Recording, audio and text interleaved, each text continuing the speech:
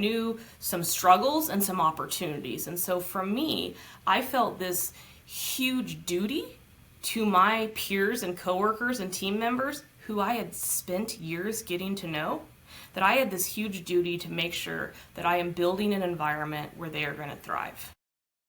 Yeah, looking at the macro, you certainly have a very supporting cast, right? You have, your leadership team, the board of directors, just the people that work at the chamber. I mean, you have some major tailwinds that are helping you.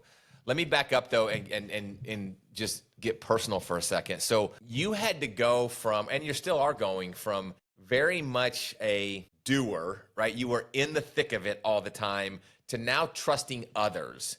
From a mental, how do just they say the biggest battle we face is internal chatter every single day, right? So how were you able to just kind of manage through that self-wise, where you probably saw things or still see things today where like you could do it, but that's just not your role at the level you're in? Tell us about that. Yeah, that's actually something I still struggle with every Yeah. day, Chad, because I am a doer.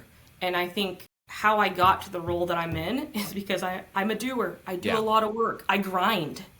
And so now I'm having to take a step back and do less, think more, right?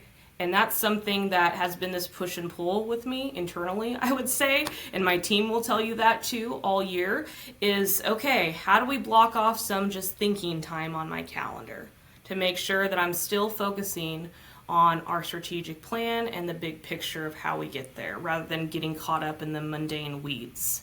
Yeah, and then we've talked about this before, but leveraging the people around you, that's very difficult. And I raise my hand and look in the mirror when I say that, like trusting the people that they're in the right seats to do those roles, where not that you're critical, but it's just, sometimes it's easier just to do it, but that's not a long-term success, right? Especially sitting in the president and CEO seat.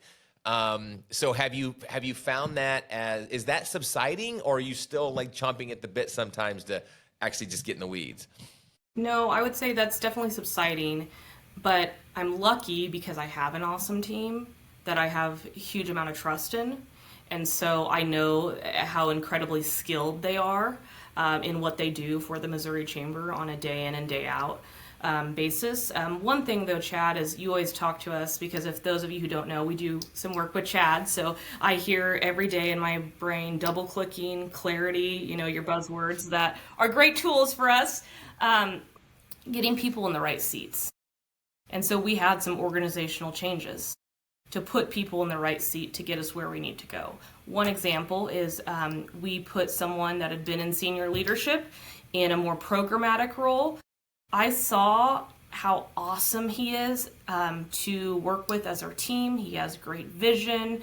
He is positive, yet holds people accountable. And so I moved him into the COO role to help me, deal with some of the things that Chad would take away my time and may cause me to get in the weeds.